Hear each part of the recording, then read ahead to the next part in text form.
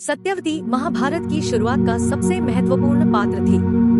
उसका जन्म एक मछुआरे के घर हुआ था, लेकिन सत्यवती कोई साधारण लड़की नहीं थी। उसके शरीर से मछली की गंध आती थी, जिसके कारण उसे मछुआरों के बीच मत्स्यगंधा कहा जाता था। हालांकि उसका जीवन कुछ अलग ही दिशा में जाने वाला था, जहां एक मछुआरे की बेटी बनकर रहने वाली सत्यवती भविष्य में हस्तिनापुर की महारानी बनेगी। लेकिन इस सफर में न केवल उसका जीवन बदलने वाला था, बल्कि उसके फैसले पूरे कुरुवंश को एक ऐसी राह पर ले जाएंगे जिससे विनाश और संघर्ष के अलावा कुछ नहीं मिलेगा।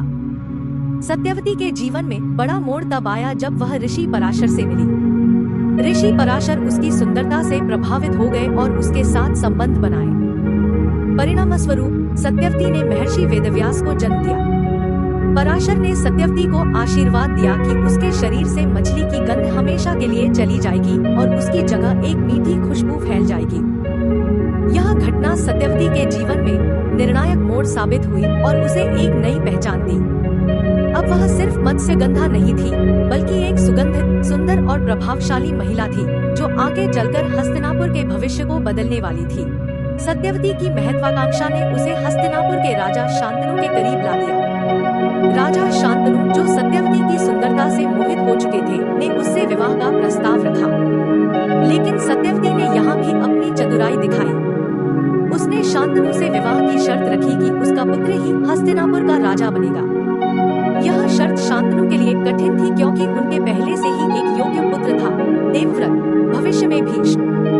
लेकिन सत्यवती की महत्वाकांक्षा इतनी तीव्र थी कि उसने शांतनु को अपनी शर्त मानने के लिए मजबूर कर दिया। शांतनु के लिए यह निर्णय आसान नहीं था। देवव्रत एक आदर्श पुत्र था और शांतनु उसे राजगद्दी पर देखना चाहते थे। लेकिन सत्यवती की शर्तों ने शांतनु को असमंजस में डाल दिया। आखिरकार देवव्रत ने स्वयं अपनी इच्छाओं का बलिदान करते हुए हस्तिनापुर की गद्दी को त्याग दिया और भीष्म प्रतिज्ञा ली कि वह जीवन भर ब्रह्मचर्य का पालन करेगा और कभी राजा नहीं बनेगा।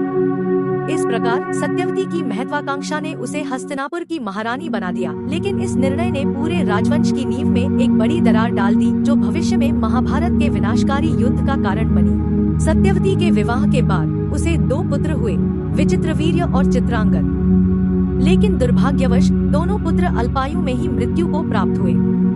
चित्रांगद युद्ध में मारा गया और विचित्रवीर्य बिना किसी संतान के बीमार होकर चल बसा।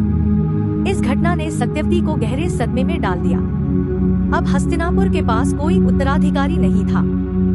सत्यवती की महत्वाकांक्षा ने उसे रानी तो बना दिया था, लेकिन उसका राजवंश बिना उत्तराधिकारी के खत्म होने की कगार पर खड़ा था। इस स्थिति में सत्यवती ने एक और बड़ा फैसला लिया। उसने अपने पहले पुत्र महर्षि वेदव्यास को बुलाया और उनसे अपने मृत पुत्रों की पत्नियों अंबिका और अंबालिका से संतान उत्पन्न करने का अनुरोध किया। यह घटना नियोग के रूप में जानी जाती है। वेदव्यास के इस नियोग से धृतराष्ट्र और पांडु का जन्म हुआ। इसके अलावा दासी के गर्भ से विदुर का भी जन्म हुआ। इस तरह सत्यवती ने अपने राजवंश को बचाने का प्रयास किया, लेकिन इस निर्णय ने भविष्य के संघर्ष और विनाश की नींव रखी। सत्यवती का जीवन जितना महत्वाकांक्षाओं से भरा था, उसका अंत उतना ही दुखदायी और त्रासदीपूर्ण था। उसके द्वारा लिए गए निर्णयों ने कुरुवंश में गहरे विवाद और संघर्ष की नींव रखी थी। महाभारत का विनाशकारी युद्ध, जिसने पूरे कुरुवंश को समाप्त कर दिया, कहीं न कहीं सत्यवती की महत्वाकांक्षा का परिणाम था। अपने अंतिम दिनों में सत्यवती ने इस विनाश को सामने से देखा। महाभारत का युद्ध छिड़ने से पहले ही सत्यवती ने अपने पोते धृतराष्ट्र और पांडु के बीच चल रहे संघर्षों को महसूस कर लिया था।